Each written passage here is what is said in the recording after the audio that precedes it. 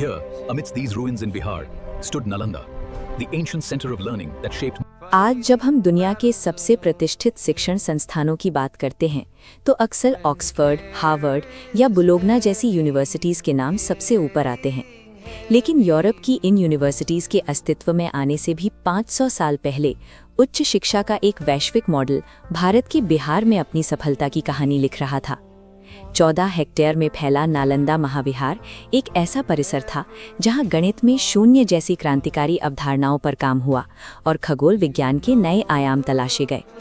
आज यहां सिर्फ ईंटों के अवशेष बचे हैं, लेकिन एक समय में ये स्थान 90 लाख किताबों और एशिया के सबसे प्रखर मस्तिष्क वाले विद्वानों का ठिकाना था। एक ऐसा संस्थान जो इतना उन्नत था कि इसके द्वारों पर तैनात प्रहरी ही प्रवेश चाहने वाले छात्रों की कठिन परीक्षा लेते थे। सवाल ये है कि मानव प्रगति का इतना शक्तिशाली केंद्र इतिहास की धूल में कैसे दब गया। 5वीं से 12वीं शताब्दी के दौरान नालंदा की शैक्षिक व्यवस्था का पैमाना बेमिसाल था। 10,000 अंतर्राष्ट्रीय छात्रों के लिए 2,000 आचार्यों की उपस्थिति हर 7 छात्रों पर एक व्यक्तिगत शिक्षक सुनिश्चित करती थी।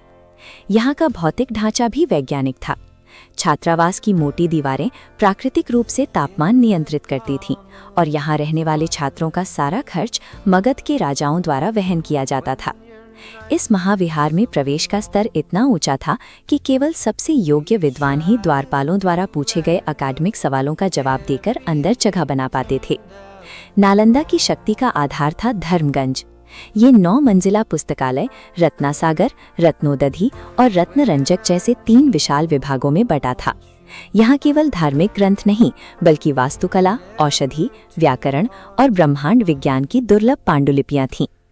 नालंदा ज्ञान के हर विषय को एक सूत्र में बांधने वाली एक संगठित प्रणाली थी, जिसने सदियों तक एशिया के बौद्धिक परिदृश्य को आकार दिया। 12वीं शताब्दी ग्रंथ में बख्तियार खिलजी नाम का एक तुर्क आक्रांता इस क्षेत्र में अपनी सत्ता फैला रहा था। तभी वो एक ऐसी बीमारी की चपेट में आया जिसका इलाज उसके हकीमों के पास नहीं था।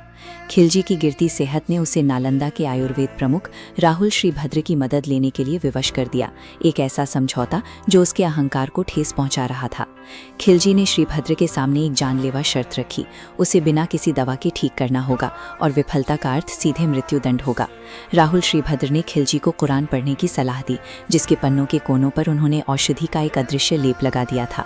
हर बार पन्ना पलटने के लिए अपनी उंगली को जीभ से छुआते समय दवा की सूक्ष्म मात्रा खिलजी के शरीर में पहुंचती रही, जिससे वो कुछ ही दिनों में पूरी तरह स्वस्थ हो गया। श्रीभद्र के इस उपचार ने खिलजी को मौत के मुंह से तो निकाल लिया, लेकिन यही बौद्धिक श्रेष्ठता उसके विध्वंसक क्रोध की वजह बन गई।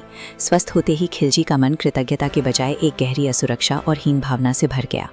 उसे ये एहसास हुआ कि नालंदा में संचित ज्ञान उसके अपने साम्राज्य और परंपराओं की तुलना में कहीं अधिक प्रभावशाली और वैज्ञानिक है। इस ज्ञान को पूरी तरह मिटाने के उद्देश्य से उसने नालंदा पर भीषण हमला किया और वहां के निहत्थे आचार्यों और विद्यार्थियों के कत्लेआम का आदेश दे दिया। खिलजी के सैनिकों ने धर्मगंज पुस्तकालय में आग लगा दी, जिससे 90 लाख दुर्लभ हस्तलिखित ग्रंथ राख में तब्दील होने लगे। इतिहासकारों के अनुसार किताबों का ये विशाल भंडार इतना समृद्ध था कि नालंदा की लाइब्रेरी 3 महीने तक लगातार जलती रही। खिलजी की इस हीन भावना ने उस ज्ञान को मिटाने की कोशिश की जिसकी बराबरी करने में उसका साम्राज्य पूरी तरह असमर्थ था। खिलजी ने नालंदा के ढांचे को तो नष्ट कर दिया, लेकिन उसे ये आभास नहीं था कि इस ज्ञान की प्रतिलिपियां सीमाओं के बाहर सुरक्षित की जा चुकी थीं। 7वीं शताब्दी के चीनी विद्वान हुएनसांग, जिन्होंने नालंदा में वर्षों तक अध्ययन किया था, इस विरासत के रक्षक साबित हुए।